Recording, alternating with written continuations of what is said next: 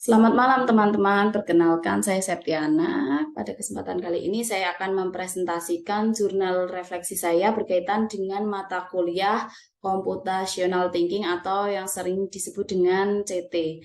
Nah, CT sendiri merupakan hal yang baru bagi saya. Banyak hal yang telah saya pelajari dari mata kuliah CT ini. Pada awal pembelajaran, kami belajar mengenai apa yang dimaksud dengan CT dan bagaimana perannya dalam bidang pendidikan. CT sendiri dapat diartikan sebagai cara berpikir sistematis yang dilakukan oleh agen pemroses informasi dalam menyelesaikan permasalahan sehingga didapatkan solusi yang efektif, efisien, dan optimal. Seseorang dapat menyelesaikan masalah sederhana maupun rumit menggunakan CT. Nah, dalam CT ini terdapat beberapa fondasi yang digunakan untuk menyelesaikan permasalahan.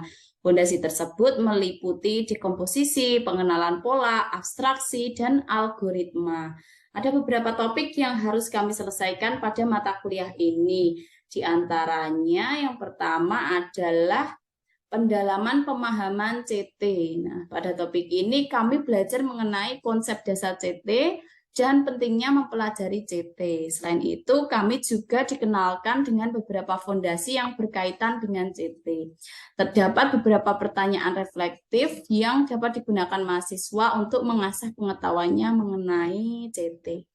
Nah, yang kedua adalah CT dalam kurikulum. Di topik ini kami belajar mengenai CT di dalam kurikulum dan kedudukannya atau kedudukan CT dalam kehidupan internasional.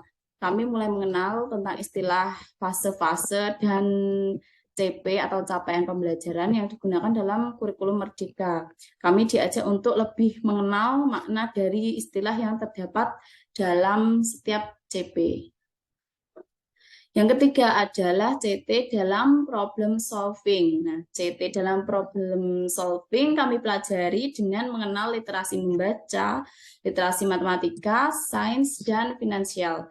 Dalam topik ini kami juga mulai dikenalkan dengan beberapa soal yang berkaitan dengan CT seperti soal PISA, UBRAS, dan AKM. Nah, ketiga hal ini sudah mulai dikenalkan pada peserta didik di Indonesia.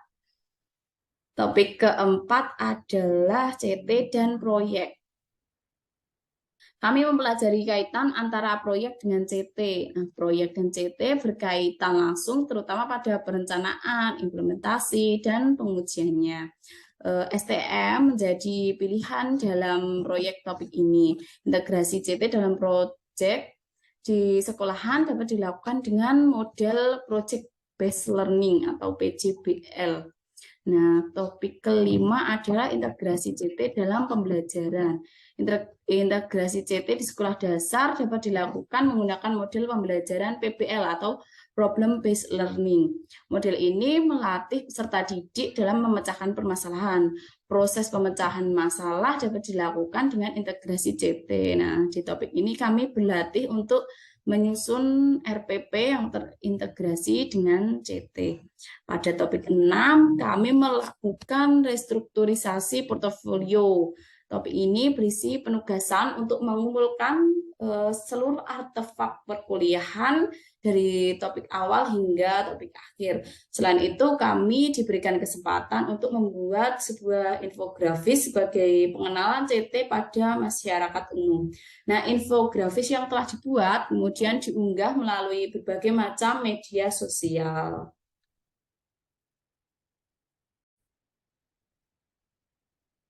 Kemudian adalah refleksi pengalaman belajar yang dipilih dari sekian topik yang dipelajari dalam mata kuliah Computational Thinking atau CT. Saya tertarik dengan topik 5 yang membahas tentang pengintegrasian CT dalam mata pelajaran.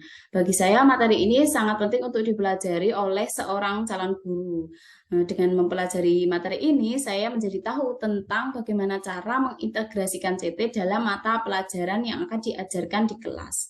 Hampir semua mata pelajaran di sekolah dasar dapat diintegrasikan dengan CT, diantaranya adalah IPA, Bahasa Indonesia, PPKN, dan lain sebagainya.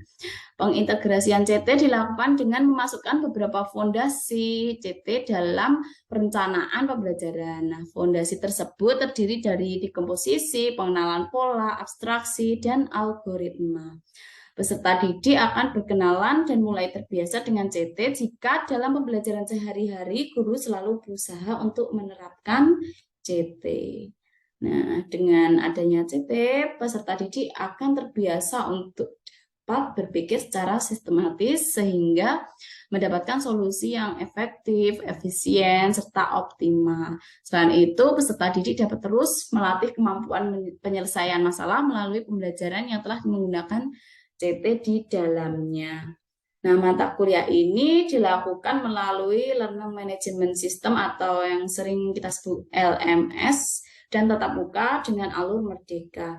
Saya mempelajari topik 5 dimulai dengan menjawab pertanyaan reflektif pada tahap mulai dari diri.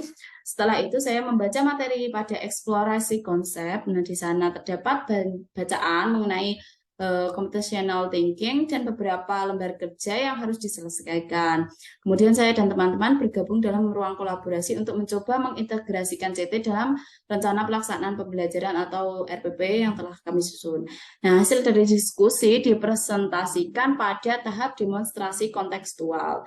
Mahasiswa lain akan memberikan masukan terhadap tugas yang kami kerjakan. Nah, pada tahap elaborasi pemahaman, dosen memberikan umpan balik terkait materi yang telah kami presentasikan. Setelah itu, saya menuliskan kesimpulan dan strategi yang dapat dilakukan dalam mengintegrasikan CT dengan mata pelajaran. Pada tahap aksi nyata, saya menuliskan tentang proses saya mempelajari materi tersebut, perasaan selama belajar, dan rancangan final setelah mendapatkan masukan dari teman dan dari dosen. Nah, strategi yang diimplementasikan dalam mempelajari topik tersebut menurut saya sangat penting karena sudah sesuai dengan tahap perkembangan. Kami diberikan kesempatan untuk menyampaikan pengetahuan awal terkait materi baru. Setelahnya diberikan materi yang sesuai dengan teori yang ada. Selain itu, kami diberikan wadah untuk berdiskusi bersama teman dan melakukan presentasi di depan kelas. Dosen juga memberikan umpan balik atas apa yang telah kami pelajari sehingga pemahaman kami tidak melenceng dari kebenarannya. Kami juga diajak untuk mengaitkan materi dengan hal-hal yang ada dalam pembelajaran di kelas sehingga pada akhirnya dapat merancang rencana aksi nyata. Berikut adalah beberapa artefak yang dapat saya kumpulkan. Ada artefak dari eksplorasi konsep, kemudian ruang kolaborasi, demonstrasi kontekstual, koneksi antar materi, dan aksi nyatanya. Kemudian yang terakhir adalah pembelajaran bermakna atau good practice. Nah, ilmu yang telah saya dapatkan akan saya jadikan bahan untuk memperbaiki diri saya sebagai individu dan sebagai calon guru. Selain itu, saya juga akan menggunakan ilmu yang telah saya dapatkan untuk membawa perubahan bagi peserta didik saya kelak. Sebagai individu, saya akan berusaha untuk membiasakan cara berpikir CT dalam menyelesaikan sebuah masalah. Sebagai guru, saya akan berusaha menerapkan CT dalam proses pembelajaran dengan membuat RPP berbasis CT dan menggunakan model-model pembelajaran yang mendukung penerapan CT. Dengan demikian, diharapkan peserta didik dapat terbiasa menyelesaikan masalah di kehidupannya sehari-hari menggunakan CT sehingga memperoleh solusi yang terbaik. Mungkin cukup sekian presentasi saya pada kali ini. Bila banyak salah, mohon maaf. Selamat malam.